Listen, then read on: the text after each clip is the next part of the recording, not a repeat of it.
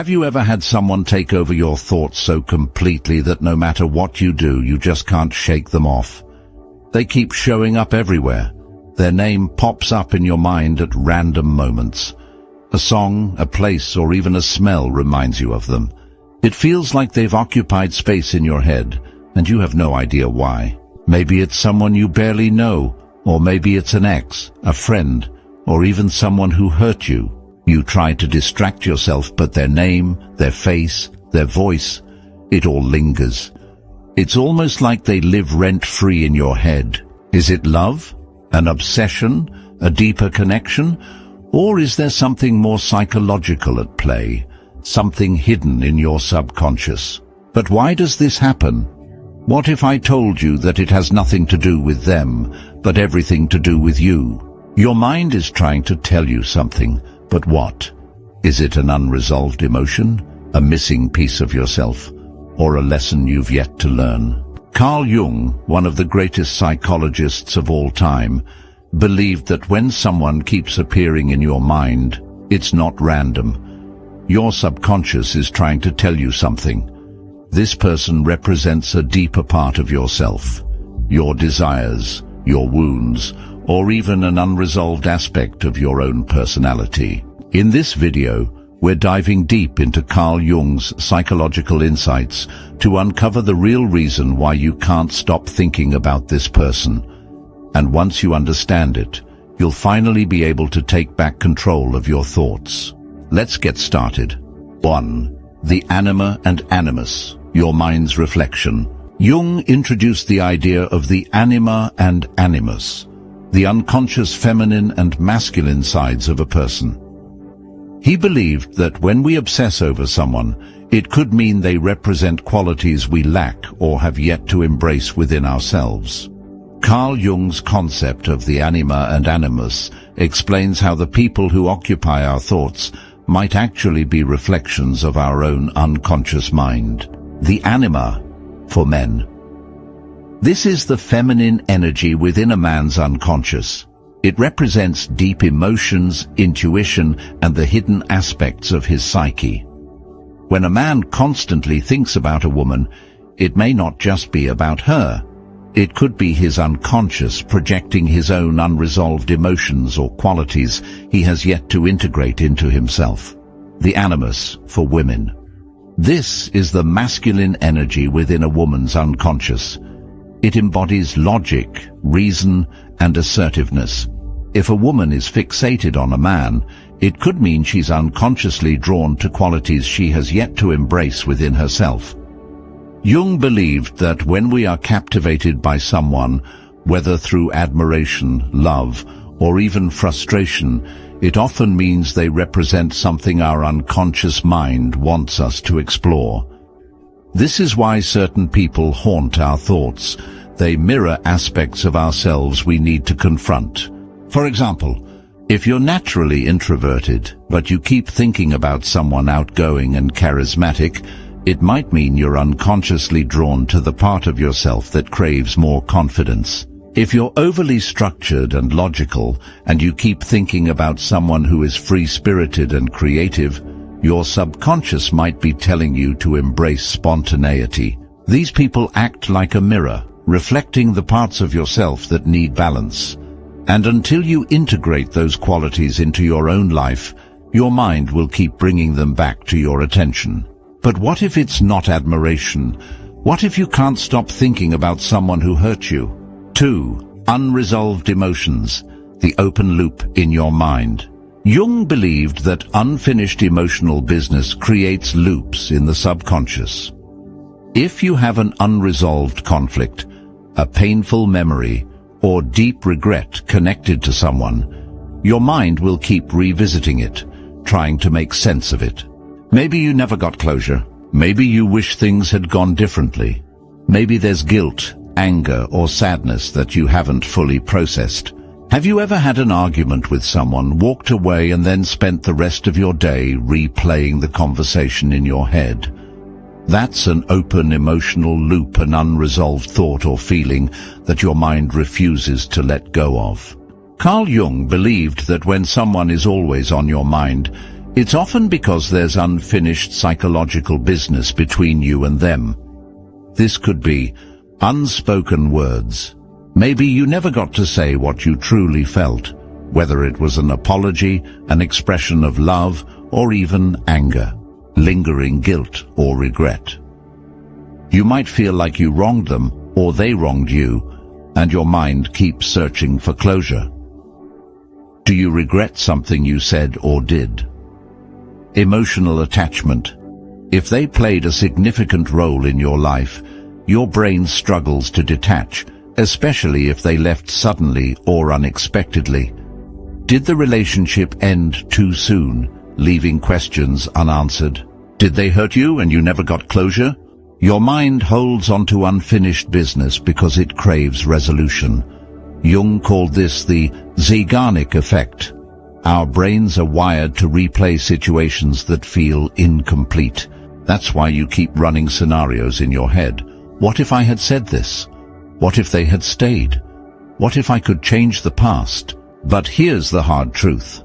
Closure doesn't come from them. It comes from you. The moment you accept what happened, learn from it, and move forward, your mind will let go. This is how your subconscious works.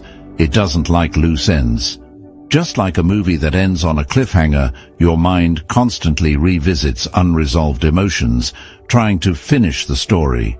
The more intense the emotion, the stronger the attachment.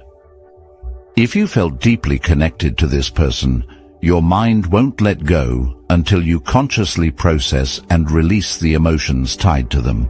Your brain treats emotional wounds like unfinished puzzles. It hates leaving them incomplete.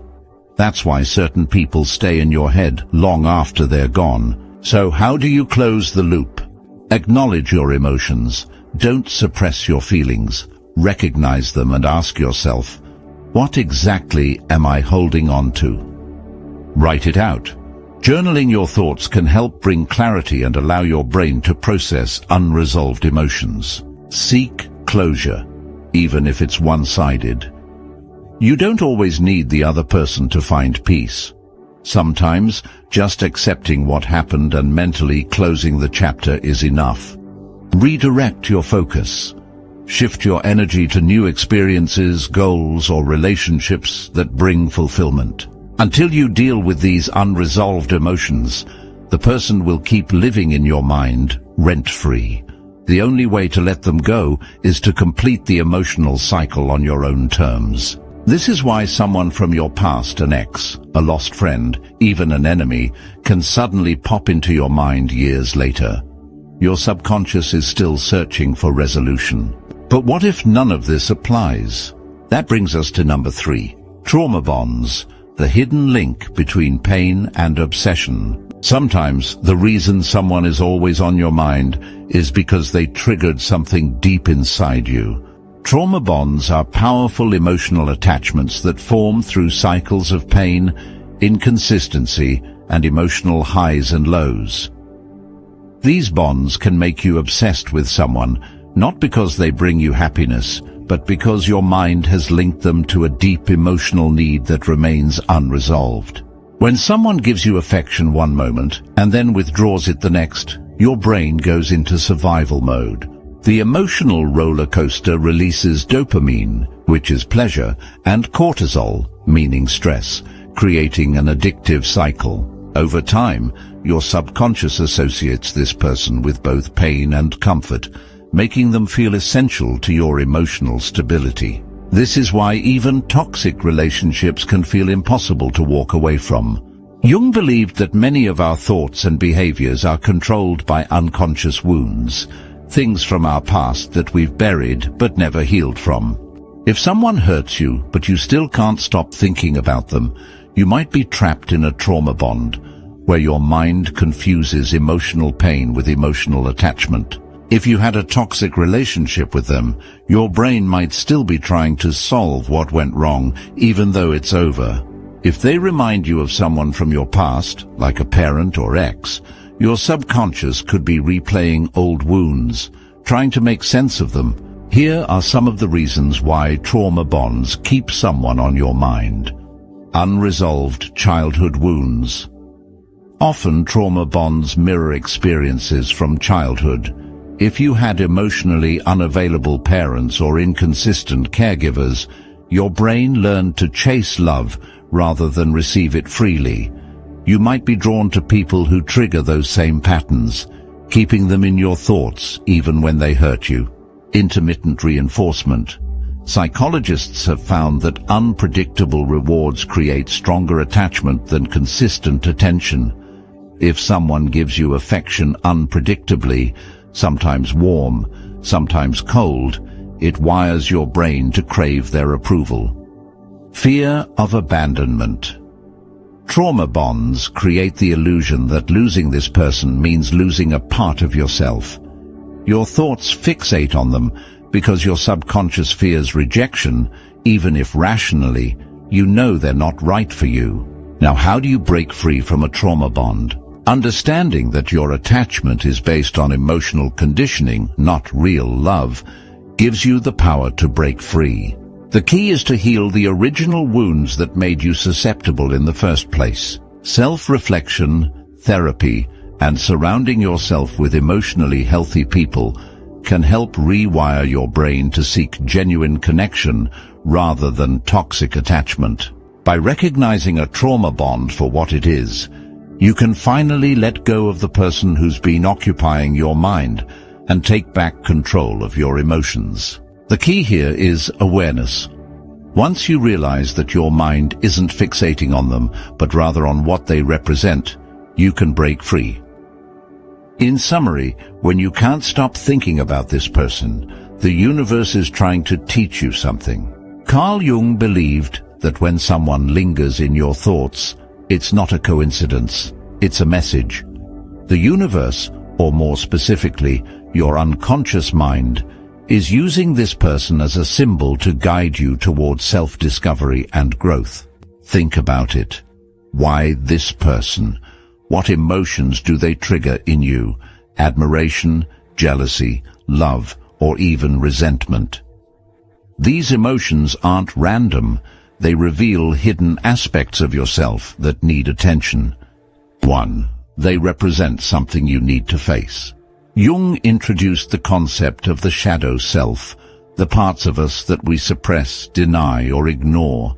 If you constantly think about someone, they might embody something you haven't fully accepted within yourself. Maybe they have confidence you lack. Maybe their success reminds you of your own unfulfilled potential. Your mind fixates on them because it's trying to bring these issues to the surface. 2. Unfinished emotional business. Sometimes your brain won't let go of someone because there's unresolved energy between you. It could be a past relationship, a friendship that ended abruptly, or even someone you never had closure with. Your mind holds on to them because you haven't processed the experience fully. Until you face those emotions through reflection, journaling, or even direct communication, you might stay stuck in an emotional loop. 3. They are a mirror for your future self. Have you ever admired someone so much that you felt drawn to them, almost magnetically? That could be because they represent who you want to become. The universe places people in our minds to show us what's possible. If you constantly think about someone who is successful, disciplined, or fearless, it could be because those are the traits you're meant to develop. Your mind fixates on them not out of obsession, but because they are guiding you toward your own evolution. 4. A spiritual or karmic connection. Jung also explored synchronicity, the idea that some people enter our lives for a deeper reason, sometimes beyond our understanding. If someone is always on your mind, it might not just be a psychological trigger, it could be a karmic lesson. Perhaps they've appeared to help you grow, heal, or learn something essential. Until you figure out what that lesson is, your mind will keep bringing them back into focus. Jung believed that everything in life happens for a reason, especially the people we meet. Some people come into your life as a lesson, some as a test, and some as a mirror to show you who you really are. Instead of asking, "Why can't I stop thinking about this person?" ask, "What am I supposed to learn from this?" Maybe they taught you about self-worth. Maybe they showed you the importance of boundaries.